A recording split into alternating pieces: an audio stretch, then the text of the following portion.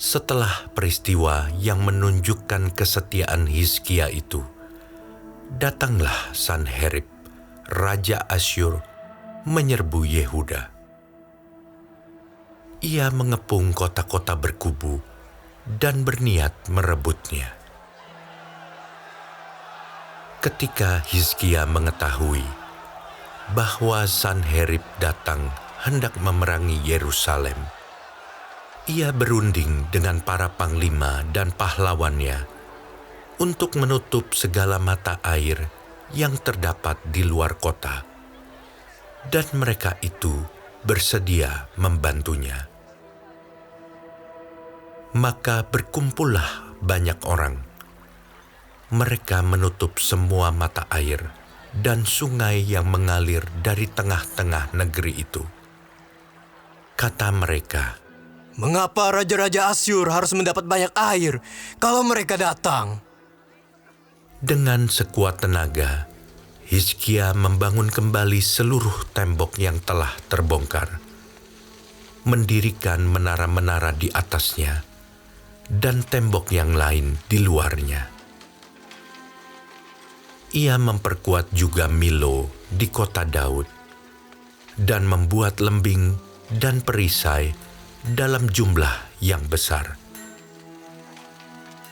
Ia mengangkat panglima-panglima perang yang mengepalai rakyat, menyuruh mereka berkumpul kepadanya di halaman pintu gerbang kota, dan menenangkan hati mereka dengan kata-kata, "Kuatkanlah dan teguhkanlah hatimu. Janganlah takut dan terkejut terhadap Raja Asyur serta seluruh laskar yang menyertainya. Karena yang menyertai kita lebih banyak daripada yang menyertai dia. Yang menyertai dia adalah tangan manusia, tetapi yang menyertai kita adalah Tuhan, Allah kita, yang membantu kita dan melakukan peperangan kita." Oleh kata-kata Hizkia, Raja Yehuda itu, rakyat mendapat kepercayaannya kembali. Sesudah itu Sanherib Raja Asyur, yang sedang mengepung Lakis dengan seluruh kekuatan tentaranya, mengutus beberapa pegawai ke Yerusalem kepada Hizkia, Raja Yehuda, dan kepada semua orang Yehuda yang ada di Yerusalem dengan pesan, "Beginilah titah Sanherib Raja Asyur. Apakah yang kamu harapkan? Maka kamu tinggal saja di Yerusalem yang terkepung ini.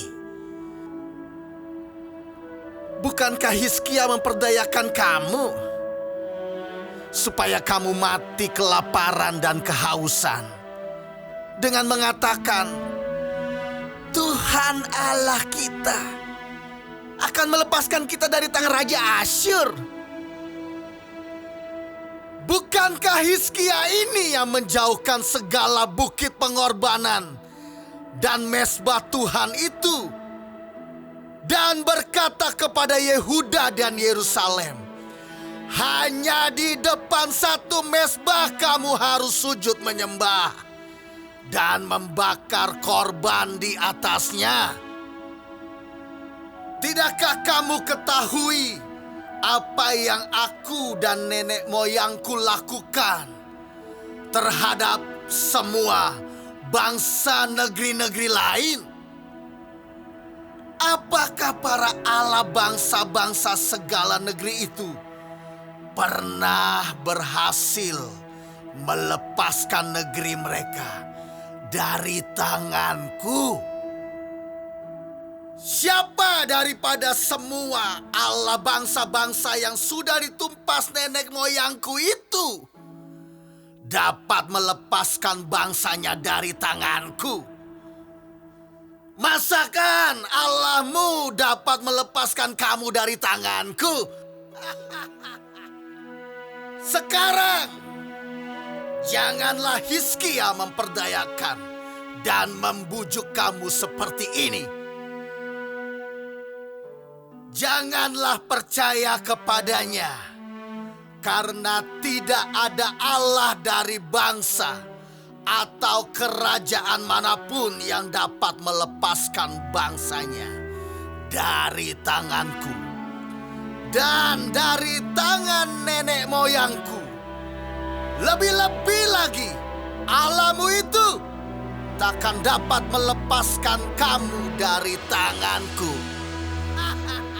Dan masih banyak lagi yang diucapkan pegawai-pegawai Sanherib itu menentang Tuhan Allah dan menentang Hizkia hambanya.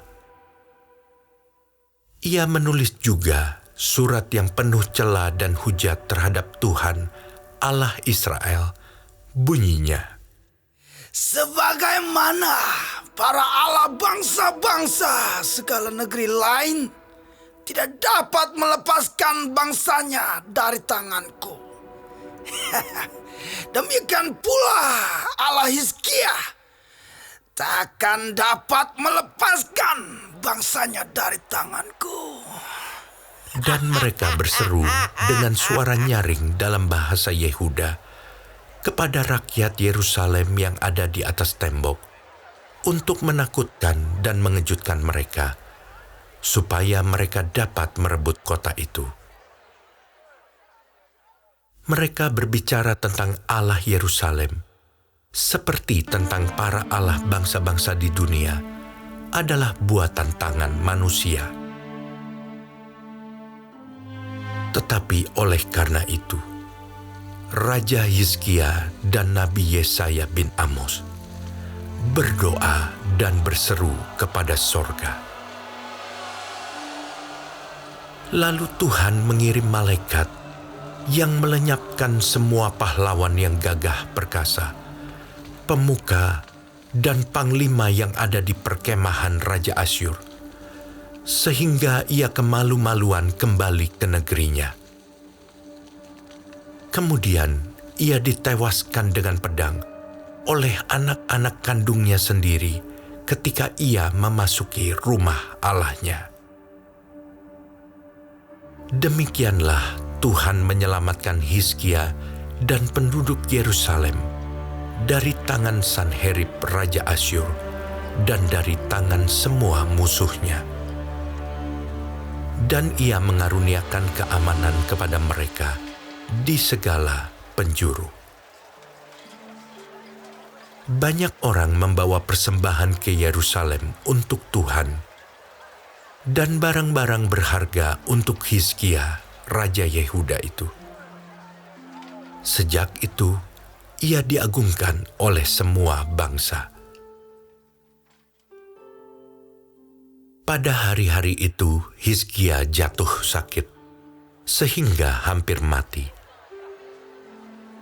Ia berdoa kepada Tuhan, dan Tuhan berfirman kepadanya dan memberikannya suatu tanda ajaib. Tetapi Hizkia tidak berterima kasih atas kebaikan yang ditunjukkan kepadanya, karena ia menjadi angkuh, sehingga ia dan Yehuda dan Yerusalem ditimpa murka. Tetapi ia sadar akan keangkuhannya itu dan merendahkan diri bersama-sama dengan penduduk Yerusalem, sehingga murka Tuhan tidak menimpa mereka pada zaman Hizkia. Hizkia mendapat kekayaan dan kemuliaan yang sangat besar. Ia membuat perbendaharaan-perbendaharaan untuk emas, perak, batu permata yang mahal-mahal, rempah-rempah, perisai-perisai, dan segala macam barang yang indah-indah. Juga tempat perbekalan untuk hasil gandum, untuk anggur dan minyak, dan kandang-kandang untuk berbagai jenis hewan besar, dan kandang-kandang untuk kawanan kambing domba. Ia mendirikan kota-kota, memperoleh banyak kambing domba dan lembu sapi, karena Allah mengaruniakan dia harta milik yang amat besar. Hizkia ini juga telah membendung aliran Gihon di sebelah hulu dan menyalurkannya ke hilir, ke sebelah barat, ke kota Daud. Hizkia berhasil dalam segala usahanya. Demikianlah juga ketika utusan-utusan raja-raja Babel datang kepadanya untuk menanyakan tentang tanda ajaib yang telah terjadi di negeri. Ketika itu Allah meninggalkan dia untuk mencobainya, supaya diketahui segala isi hatinya. Selebihnya dari riwayat Hizkia dan perbuatan-perbuatannya yang setia, sesungguhnya semuanya itu tertulis dalam penglihatan Nabi Yesaya bin Amos, dalam kitab Raja-Raja Yehuda dan Israel. Kemudian Hizkia mendapat perhentian bersama-sama dengan nenek moyangnya dan dikuburkan di pendakian ke pekuburan anak-anak Daud. Pada waktu kematiannya, seluruh Yehuda dan penduduk Yerusalem memberi penghormatan kepadanya. Maka Manasye anaknya menjadi raja menggantikan dia.